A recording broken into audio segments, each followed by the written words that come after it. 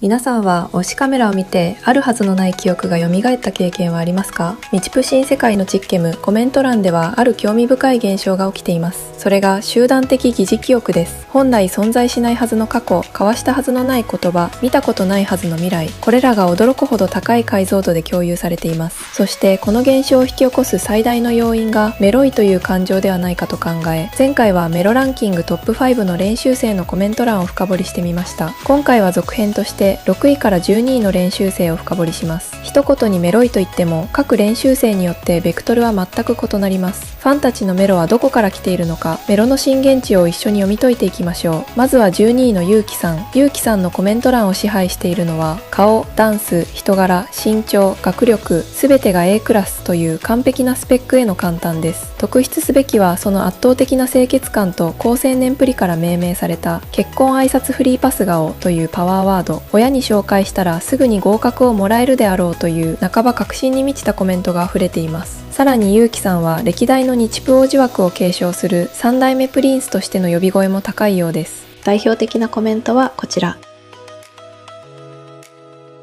ゆうきさんが呼び起こす記憶、それはクラスで派手に騒ぐグループの傍らで静かにしかし優しくニコニコと微笑んでいる手の届かないイケメン同級生、高嶺の花でありながら時折見せる大型犬のような人懐っこさ、この高潔さと親しみやすさの矛盾がファンたちの心をつかみ、全人類の初恋を具現化した絶対に裏切らない誇り高き王子様系同級生という記憶を作り上げているのかもしれません。第11位はイッサさん。イッサさんのコメント欄では他の練習生とは明らかに異なる情緒的で文学的な疑似記憶が共有されています。それは平行世界に置き忘れてきた高校生活の記憶です。記憶にない柳谷くんと過ごした学生時代の思い出に浸るといった声に代表されるように、ファンたちは今の自分の人生には存在しなかったはずの青春をイッサさんを通して強烈に追体験しています。イッサさんが呼び起こすのは決してクラスの中心でスポットライトを浴びる主役ではありません。野球部だから男子の集団の中にいるけど一緒に騒がずすぐ隣で静かに微笑んでいるという教室での姿や、恋愛禁止の強豪野球部のマネージャーとして密かに抱いてしまった恋心といった視界の端に常にいた、気づけば隣にいてくれた男の子の記憶です。横断歩道を小走りで渡った後にペコッとお辞儀をしそう、お魚をきれいに食べそうといった誠実すぎる日常所作の幻をファンたちは勝手に保管し、イッサさんを自分の人生をしっかり生きるジブリの主人公のようだとめでています。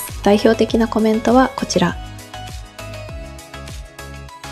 普段のぽやもちとした癒しのオーラとステージで見せる野球部仕込みの強靭な体感と魅力的な歌声、そのギャップに触れた瞬間、私だけが彼の魅力に気づいているという独占欲にも似た淡い初恋の記憶がファンの脳内に強制インストールされるようです。イッサさんはその無自覚な引力で今日もファンの脳内に存在しないはずの淡い初恋の記憶を刻み続けているのかもしれません。10位は今井陸斗さんです。陸斗さんは辞任セクシー狼というキャラクターがファンに浸透しており、20歳という若さでありながらすでに完成された大人の色気でファンを圧倒しています。そんな陸斗さんが呼び起こすのは過去の記憶ではなく未来の約束です。エンディング妖精でのプロポーズにファンはまっすぐに求婚してくる、結婚確定したと恋愛プロセスを飛び越え、いきなり戸籍上のつながりを確信する声が溢れています。そしてステージ上では色気のある男として観客を魅了しますが、ステージを降りるとニコニコと駆け寄る甘えん坊の大型犬へと変貌するギャップも多くのファンを魅了しているポイントのようです。さらにコメント欄には5年後ジョーラでパフォーマンスしている40歳になった時えぐい色気が完成するといった10年単位の未来予知が描かれています。代表的なコメントはこちら。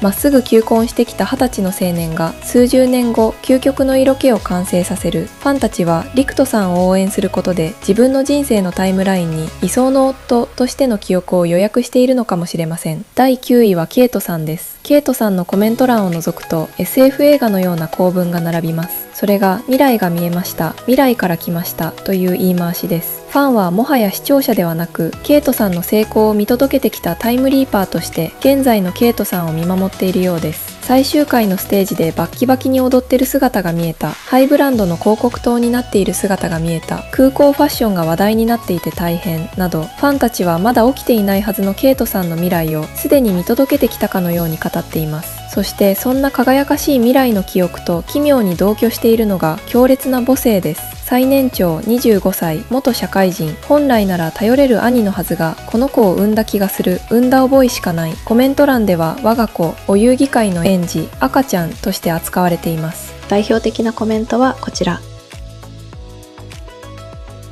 未来のスターとしての確信と、今すぐ保護しなければならない赤子としての記憶、この時空を歪めるほどの二面性が、ケイトさんという存在を唯一無二の守るべき希望へと昇華させているのかもしれません。第8位はトアさん。トアさんのコメント欄でも未来の記憶が猛威を振るっています。トアとトアに一緒にいようね。トアさんがまだ発していないはずのデビュー後の挨拶が、なぜかファンの間ではすでに聞こえているかのように語られています。トアさんが呼び起こすのは、彼がデビューした後の輝かしい未来の光景です。普段はおしゃべりすると赤ちゃんのように可愛いのに、いざステージに立つといかついラップで空気を支配し、3カ国語を操るハイスペックさも持ち合わせています。そしてファンの心を最も強く打っているのは、その裏にある泥臭い努力です。一人で朝早くから練習室にこもる姿や、自分には魅力がないのかなとこぼすけなげな姿、お兄ちゃんたちにデロデロに甘やかされながらステージでは会場を支配する、そんな未来の完成図をファンはあたかも過去に体験した事実かのように確信している。代表的なコメントはこちら。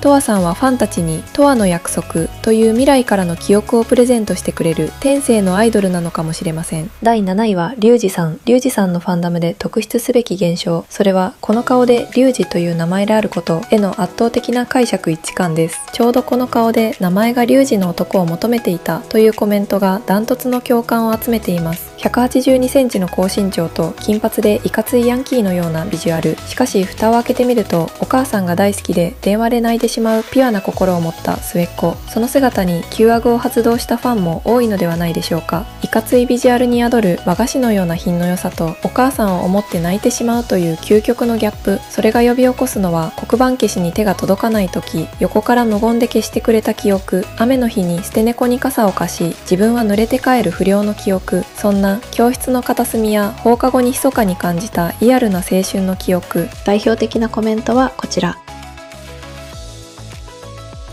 漫画のプロットレベルの王道にして最強の疑似記憶がユージさんというフィルターを通すことでリアルな実体験へと書き換えられてしまう。ユージさんはそのビジュアルと中身のギャップで全方位のファンを狂わせる解釈一致の権下なのかもしれません。そして第6位は熊部拓人さん。拓人さんのコメント欄を覗くと、私たちは現実世界から切り離され、ある異世界へと迷い込んでしまいます。それが熱狂的な入国希望者が絶えないベアーズ王国です。色白、高身長、リムレスメガネ、慶応、サッカー部、関西弁という少女漫画のヒーロー設定を全部載せしたかのような属性の暴力。しかしファンを本当に狂わせているのは、その完璧な皮をかぶったもちもちの赤ちゃんという素顔のようです。メガネを外すとふんわりとした表情になり、仲間のためにペショペショと泣いてしまう。そのギャップに保護欲をかきたてられるファンが続出しています。さらに拓人さんはオタクの欲しいものを全て分かっている自己プロデュースの天才でもあります。過去シーズンのシグネチャーポーズを完璧に予習し、辞書を持参してファンへの愛をラップに込める。そんな拓人さんを見てファンたちは、この人を応援すれば絶対に幸せになれる、毎日プラメを送ってくれる未来が見えると確信しています。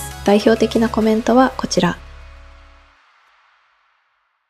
ファンは自らをベアーズ王国の住民と称し、タクトさんという王子様に統治される幸せな日々を想像する。タクトさんは現実を飛び越えてファンを幸せな別世界へと連れ去ってしまう救済の王子様なのかもしれません。一言でメロいと言っても、これほどまでに多様な存在しない記憶がファンたちの脳内には刻まれています。最後に2つの動画でご紹介した12名の練習生たちがファンたちの脳内に作り出した存在しない記憶の年表完全版をご覧ください。小学生の初恋から青春の放課後、過酷な社会人生活、そして育児、未来、異世界まで、それぞれのファンが自分の人生のどこかのステージに彼らを重ね合わせたり、心の奥底にある理想の物語を美しい記憶として語り合っている。再生回数やコメント数といった数字だけでは見えてこないファン一人一人の思いの総数と記憶の解像度。皆さんの脳内には今誰とのどんな記憶が再生されていますか？ぜひコメント欄で皆さんの存在しない思い出を聞かせてください。この分析が面白いと思った方は高評価とチャンネル登録をしていただけると嬉しいです。それではまた次の分析でお会いしましょう。ご視聴ありがとうございました。